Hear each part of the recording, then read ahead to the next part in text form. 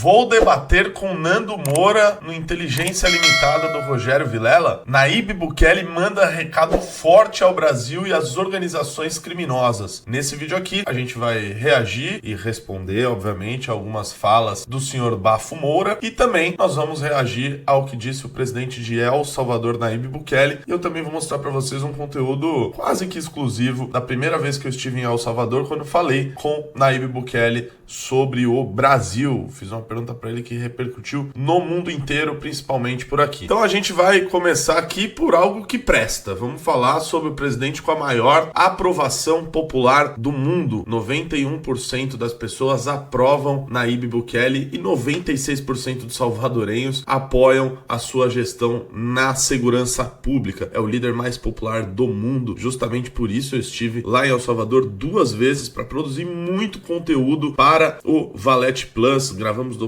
documentários que foram postados lá na plataforma. Fiz entrevista com o ministro da Segurança, com o ministro da Defesa, com a ministra do Turismo. Afinal, lá é um dos países que o turismo mais cresceu proporcionalmente no mundo. E além de tudo, ainda participei de uma apreensão de drogas em alto mar lá em El Salvador. El Salvador tem batido cada vez mais recordes de apreensão de drogas em alto mar. Eles me mostraram exatamente como que funciona tudo isso. Quem quiser ver, tem vídeos aí no meu YouTube sobre isso. Também tem muita coisa lá no Valete Plus. Então, a gente vai começar por algo que presta e depois a gente vai pro que não presta. Lembrando, o que não presta, ele já disse que todos os políticos são iguais. Então, talvez o Nayib Bukele aqui seja igual a, sei lá, o Kim Jong-un da Coreia do Norte. Então, vamos reagir à fala dele postada aqui pelo Hoje no Mundo Militar, que, aliás, está me devendo uma live. Nosso querido Marcelo do Hoje no Mundo Militar faz um trabalho brilhante e ele postou: Nayib Bukele, presidente de El Salvador, conseguiu aquilo que parecia impossível. Pegou um dos países mais perigosos do mundo e o transformou no segundo país mais seguro das Américas. Na verdade, é o país mais seguro das Américas. O país mais seguro das Américas e um dos países mais seguros do mundo. Vai se tornar o país mais seguro do mundo, né? Ao menos já é o mais seguro do hemisfério ocidental. Para Bukele, não é possível que países poderosos como México, Colômbia e Brasil tenham partes inteiras de seus territórios e cidades controladas por cartéis de droga. Para Bukele, só há uma explicação para isso. Os cartéis estão atuando dentro do governo desses países. Então vamos lá. Yo creo que no hay gobierno que no pueda eliminar la delincuencia. Es absurdo. El Leviatán, el Estado, siempre es más fuerte que cualquier organización criminal. Nosotros lo demostramos, era o país mais... Uma curiosidade, tá, pessoal? Essa resposta agora está sendo divulgada, na verdade já ocorreu há quase um mês, quando El Salvador realizou um grande fórum com vários empresários, muita gente disposta a investir em El Salvador, e quem fez essa pergunta foi um dos, acho que tinham 3 empresários, 2 ou 3 empresários brasileiros, foi um desses brasileiros aí, acho que é dono de algum banco aqui no Brasil, agora não vou me lembrar qual, que fez essa pergunta para ele e citou que era do Brasil, e justamente por isso veio essa respuesta. Seguro del mundo y ahora es el más seguro del hemisferio. Y claro, esa organización criminal de Brasil es mucho más grande, pero también el Estado de Brasil es mucho más grande y fuerte y poderoso que la organización criminal. Y yo daba el ejemplo porque muchas veces dicen, no, es que es la droga y ya está. Y yo digo, yo daba el ejemplo de Europa. Yo estoy totalmente en contra de las drogas y aquí tenemos un férreo combate a las drogas. Pero en Europa hay un consumo de drogas mucho mayor que el de Latinoamérica. Muchísimo mayor. Legales e ilegales. Y no hay carteles. Habrán dealers, ¿verdad?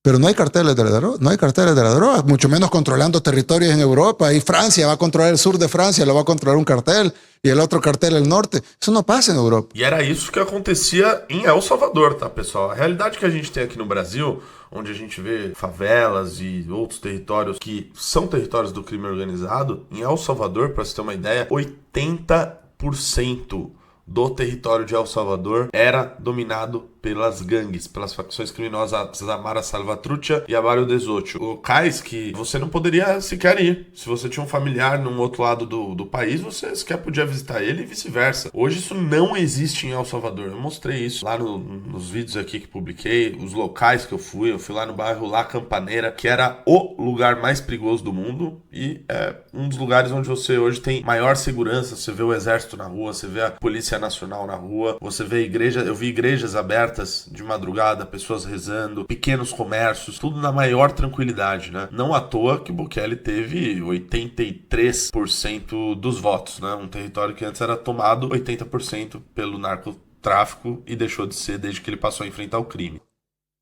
¿Por qué? Porque el Estado controla su territorio. Tendrá sus defectos el gobierno francés y tendrá sus virtudes, pero ellos controlan su territorio. Y aquí en Latinoamérica no.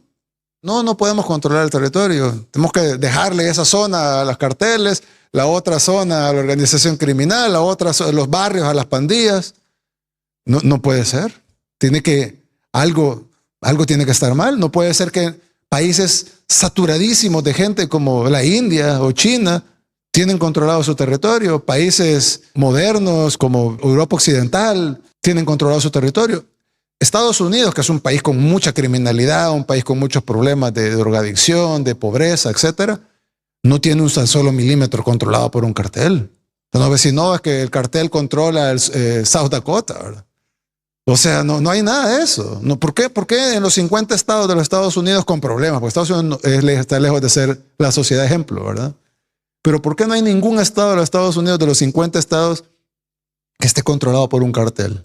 Enquanto isso, no Brasil, a gente tem um Rio de Janeiro tomado pelas facções criminosas, Bahia tomada pelas facções criminosas, Ceará com disputa entre várias facções, a região norte do país, no Amazonas, no Pará, um monte de facção brigando entre si, São Paulo tomada pelo PCC, que junto com o Comando Vermelho aí também são facções transnacionais, e o Estado brasileiro acha razoável, né? Tem gente que no passado defendia fazer acordo com facção criminosa. Não à toa o Brasil está do jeito que está hoje. Lo que pasa es que en Brasil tenemos la selva. Canadá tiene territorios impenetrables que no se puede pasar, tundra y de todo. Y no hay nadie que controle un pedacito no hay una organización criminal que nosotros controlamos esta esquinita de Canadá. Sería impensable. Inmediatamente llegaría el ejército canadiense y lo sacaría de ahí. Y aquí en Latinoamérica controlan sectores grandes de México, controlan sectores grandes de Colombia, controlan sectores grandes de Brasil. Y ¿cómo es posible que una organización criminal se puede agenciar un territorio entero y el gobierno no los puede sacar? Porque están en el gobierno. Por eso. Entonces, definitivamente, pero parte de todo porque obviamente solucionar está la teoría y la ejecución. La ejecución tendrá sus complejidades. Pero principalmente hay que partir de la teoria, e é que não há Estado que não pueda eliminar a delinquência. Aliás, pessoal, tudo que o Bukele falou me lembrou muito a resposta que ele me deu em fevereiro de 2024, dia 1º de fevereiro de 2024, na época da sua eleição. Eu vou passar aqui o vídeo na íntegra. Aliás, muita gente costuma ter visto o corte, seja da minha pergunta para ele, seja de parte da resposta dele. Eu vou mostrar o vídeo na íntegra aqui para vocês. E aliás, eu sempre recomendo para vocês, quem quiser saber mais sobre El Salvador, quando eu tive lá no Vilela, que eu vou falar do Vilela já aqui, eu participei ali de um debate junto com o Ricardo Marcílio e com o Joel Paviotti sobre El Salvador. Os dois e o Vilela também fizeram muitas perguntas para contar um pouco do que eu vi lá, do que eu aprendi por lá. Então acho que é um podcast bem legal aí para quem quiser saber e tirar dúvidas de muitas coisas que falam sobre El Salvador. Aliás, depois que esse vídeo viralizou, eu vi que muita gente ali passou a fazer críticas das mais absurdas possíveis, né? De que o Bukele é um ditador, né? um autocrata, eu vi um proto-ditador ou qualquer bobagem do tipo. Isso é absolutamente falacioso, né? O Bukele foi eleito pelo voto popular, com eleições livres e democráticas, com presença da oposição. Você vê isso nos meus documentários, em vários vídeos que eu já gravei sobre El Salvador. Até manifestações da oposição, tem muitas que acontecem lá em El Salvador, claro, sempre com uma fatia muito pequena das pessoas. Imprensa livre, enfim, tudo dentro da mais pura normalidade. Mas algumas pessoas parecem que gostariam de ver que El Salvador vivesse ainda a ditadura que vivia antes, que é a ditadura das gangues. Então vou mostrar para vocês aqui ele me respondendo. 33 y 48. Presidente, mucho gusto hablar con usted. Mi nombre es Renato, yo soy de Brasil, Radio Joven Pan y de la revista Valete. La pregunta es cómo usted ve el impacto de sus políticas de seguridad alrededor del mundo.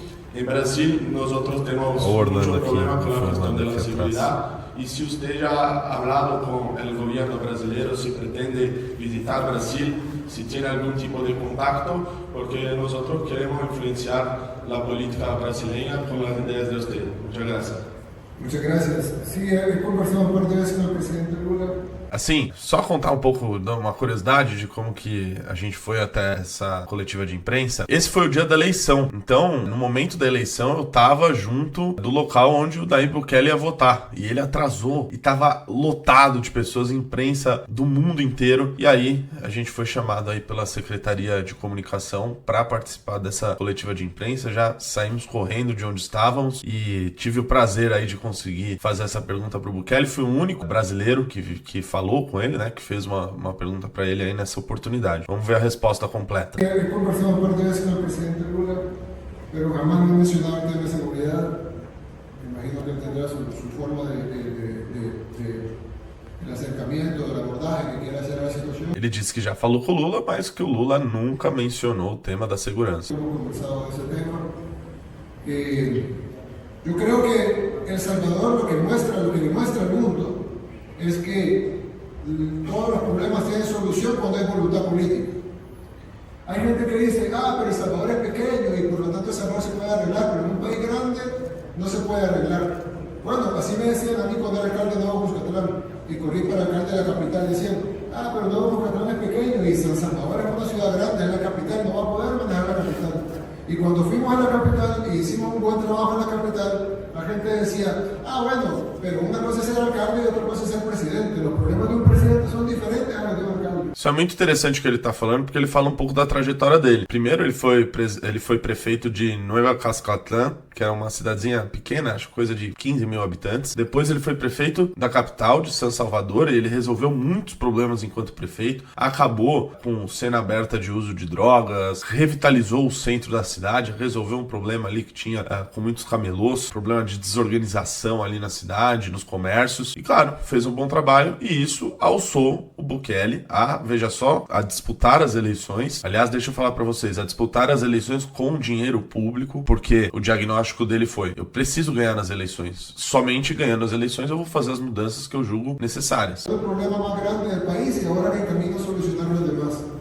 Entonces, yo lo que le digo a cualquier persona que diga, no, es que no se pueden solucionar los problemas porque son muy grandes o porque son muy difíciles, imagínense lo difícil que es tener el país más pequeño de Latinoamérica, por ende el país con menos recursos territoriales, con pocos recursos económicos, con ejército pequeño, con una policía pequeña, y tener el récord, no de Centroamérica, ni de Latinoamérica, ni del hemisferio occidental, tener el récord del país más peligroso de todo el mundo.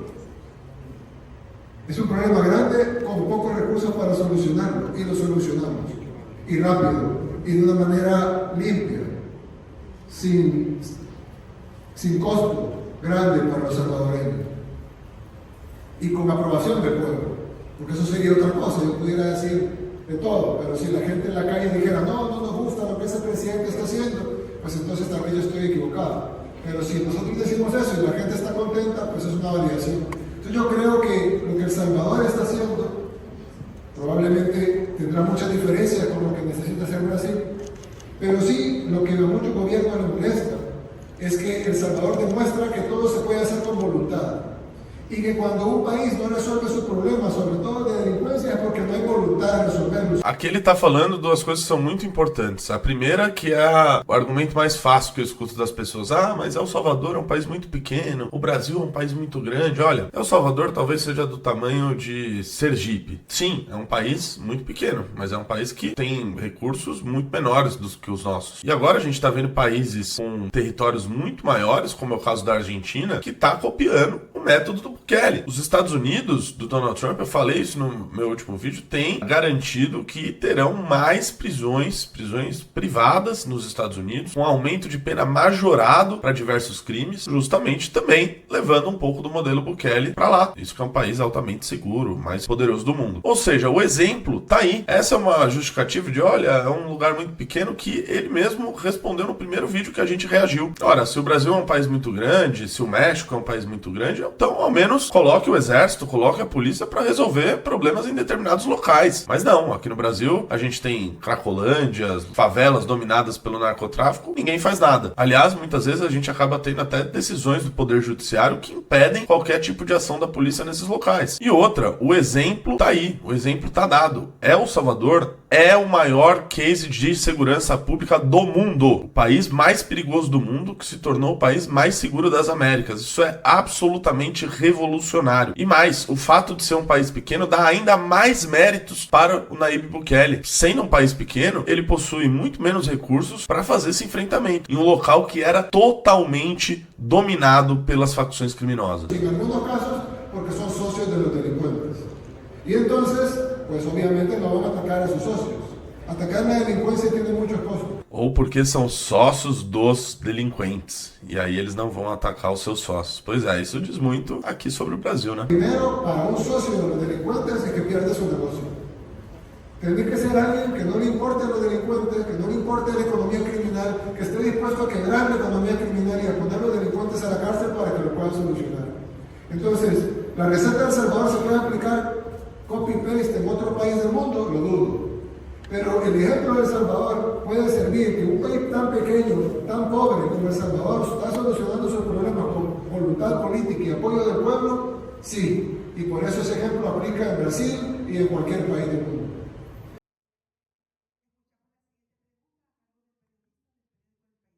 Então você vê que curioso, né? Esse tipo de resposta do Bukele tá rodando bastante hoje, mas o que ele já tinha me respondido no ano passado ia bastante nessa linha. Eu confesso que eu fico muito orgulhoso de ter sido, de alguma maneira, a pessoa que provocou essa resposta a sair. Mas vamos agora ao assunto menos importante, que é o Bafo Moura. Olha, o Vilela tuitou isso daí. Na verdade, uma pessoa postou e disse: Nando aceitou o debate no último vídeo dele, ansioso pela treta. Vilela, já vai marcando a data. Aí o Vilela comentou: falarei com eles.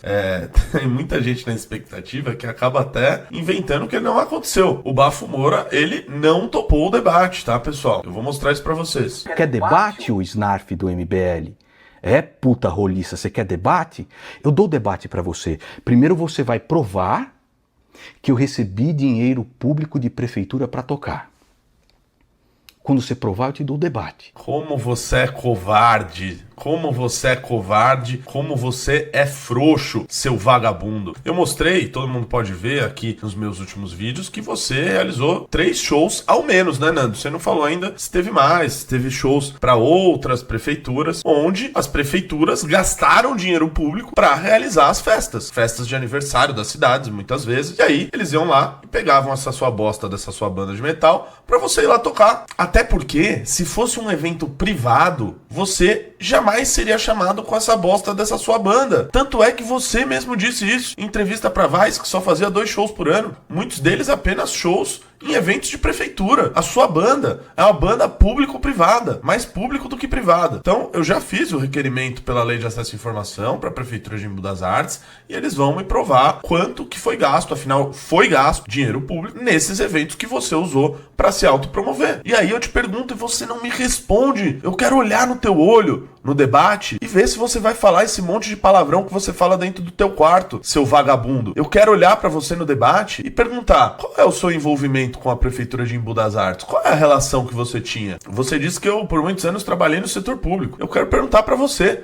se você acha que todos que trabalham no setor público, que resolvem dedicar parte da sua vida à vida pública, se todas essas pessoas são vagabundas e se o salário que elas recebem do setor público, elas estão mamando no dinheiro público. Eu queria muito olhar na tua cara e perguntar isso. Perguntar pra você se toda pessoa que se candidata é um vagabundo, um mendigo de votos. Eu queria perguntar isso na tua cara pra ver a resposta que você, covarde, frouxo, vai me dar. Só que não, você, como é um cagão, como é apenas brabão, quando você tá dentro do seu quarto, você não vai ter essa coragem. Então você já inventou um monte de desculpa. A primeira é que você tenha recebido recurso direto pra você tocar. A segunda é que eu falei mal do Zelensky numa reunião e eu já provei isso nos últimos vídeos, que tudo que você fala sobre mim é mentira. O que você fala das minhas opiniões é literalmente mentira. Você é um vagabundo que vive disso. A tua profissão é ficar dentro do seu quarto com essa sua boca podre de cemitério falando besteira dos outros. Aí ataca não sei quem, ataca não sei outro, sempre da maneira mais raivosa possível, pra mostrar que você é o brabão da internet. Só que é o brabão que não sai do quarto. Vem me enfrentar no debate. O Vilela já fez o convite. Vamos, seja homem uma vez na sua vida. Assim como o Wilker Leão. Ele não disse que eu era um imbecil, que eu não sabia de nada que eu estava falando sobre direito, né? Só perde. Ganha. Prova que eu estava errado. Aí eu te dou o debate. como palhaço do Mamãe Falei. Aí, ó, seu vagabundo. Aliás, sobre o Wilker, você defendia antes que tinha que filmar o professor dentro da sala de aula e tudo mais. Aí brigou com o cara, né? Arrumou a briga do cara que tava no hype, no YouTube. E aí começou a se posicionar contra ele, sendo que era algo que você defendia. Seu merda, seu vagabundo. É debate pra quê? É debate pra provar que fundão agora é bom? É debate pra fazer com que fundão partidário seja legal? Para dizer que agora nós vamos pagar até o lanchinho das felinas? Vamos pagar advogados das felinas? Comigo não tem nenhum assunto com você que a gente vai restringir. Eu vou falar sobre absolutamente tudo que você quiser. Sobre todas as acusações que você faz. Vem lá, faz na minha frente. Vamos falar sobre isso. Vamos falar do lanchinho que você mamou lá na posse do Bolsonaro, que custou R$1 milhão. Você teve lá enchendo o bucho, comemorando que você tava lá. Que nem uma puta deslumbrada. Então você não quer um debate para buscar a verdade. Você quer um debate para convencer a plateia. E Aristóteles dizia que de todos os debates, este é o mais torpe e vil. E debates com esse propósito devem ser evitados.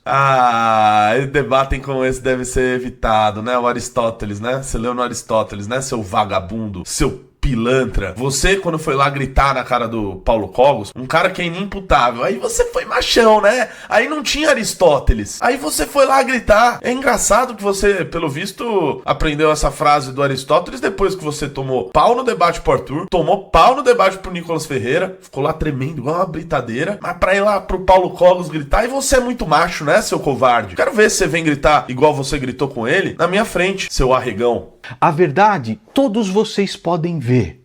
Você sabe por que eu estou 10 anos nessa internet e ando de cabeça erguida? Você anda de cabeça erguida aonde, meu irmão? Você não sai do teu quarto. Sendo massacrado por petistas, bolsonaristas e agora felinas. Sabe por quê? Porque eu cumpro aquilo que eu prometo. Aí ele vai pro outro personagem dele, ele sempre altera entre os dois. É o brabão, que fala muitos palavrões, que é muito macho dentro do quarto, ou a vitimazinha. Ai, eu estou sendo massacrado por todo mundo, coitado de mim. Seu vagabundo, você é um pilantra, cara. Você é um pilantra. Você xinga familiares dos outros. Você já atacou familiares de membros do MBL. Você falava lá da Kéfera, lá sei lá de quem, de youtuber, que eram umas putas. Era isso que você falava, que você faz na internet, seu falso cristão de merda. Porque a minha palavra tem peso. E a minha palavra basta. Não, a sua palavra não basta, seu vagabundo. O que você falava no passado, você não fala mais hoje. É simples. Você defendia que tinha que ter destituição do STF. Você falava isso, você apagou os vídeos. Você falava, nossa, o lanchinho, não sei o que, e você tava lá mamando na posse do Bolsonaro. E você apagou o vídeo. Você falava pra filmar professor dentro de sala de aula e agora você briga com o Wilker Leão. Você falava que ia honrar o Arthur, que é um cara que você ia respeitar pro resto da tua vida, e hoje você fica espalhando mentiras sobre ele. Você é um vagabundo mentiroso. A tua palavra, ô bafo de embu, a tua palavra faz curva pra caramba. Porque palavra de vagabundo, de pilantra, é assim. E essa é o tipo de palavra que você tem. É aquilo que todo homem de caráter devia dizer. A sua palavra basta. Porque se a sua palavra é sim, sim, não, não, ela basta. E é o seguinte, eu não vou parar por aqui. Enquanto vocês mentem ao meu respeito, eu tenho muitas verdades para falar a respeito de vocês. Vagabundo, deixa eu te falar uma coisa. Eu estou só começando. Você fala muito. Você adora xingar inimputável na internet. Agora você escolheu alguém que vai até o fim. Eu quero te encontrar pessoalmente. Vamos lá no Vilela, covarde. Mas muitas mesmo. E já começou, né? Você sabe que o dique da verdade ele não pode ser contido. Uma hora ele transborda, uma hora ele se destrói. O Costenaro já está falando o que vocês são, já está querendo pular fora. E muitos outros vão pular, porque eles veem o projeto autoritário, bandido, que é o Partido Missão. A Missão é um projeto bandido. Então vem falar isso na minha cara. Vem lá me provar, seu vagabundo, pilantra, picareta. E aí ele pega aqui o comentário do Costenaro e ele inventa o que o cara quis dizer, né? Ele está vendo o projeto bandido. Cala tua boca, seu vagabundo. Você não sabe o que você está falando. Aliás, você sabe o que você está fazendo, que é jogar um monte de mentiras ao Léo, uma atrás da outra, e dane-se a verdade. Aí eu venho aqui e desminto, você vai lá e repete de novo. Por quê? Porque esse é o tipo de coisa que um vagabundo faz. Assista os 2 vídeos que eu coloquei aqui, chamado Partido Missão, a farsa autoritária, e assassinato, de como eles assassinam reputação com funcionários alocados, mamando dinheiro público dentro de gabinetes de vereadores, deputados. né? Então, pessoal, esse vídeo aqui também para avisar vocês. O Vilela topou fazer o debate. Disse aí no Twitter que vai falar com os dois. Eu já topei. Já disse pro Vilela que eu estou pronto para debater e para olhar nos olhos desse vagabundo, para ver ele tremer igual uma britadeira, igual ele fez com o Nicolas Ferreira. Então é isso, pessoal. Recomendo que vocês assistam um vídeo que eu postei aqui sexta-feira. Também tem resposta lá pro Bafo Moura, mas eu fiz uma avaliação sobre o governo Trump, o que ele fez de positivo, o que ele fez de negativo do meu ponto de vista. Então assiste o vídeo. Beleza, pessoal? E verifique a inscrição no canal, verifique o sininho aqui, ative o sininho, beleza? Beijos, abraços.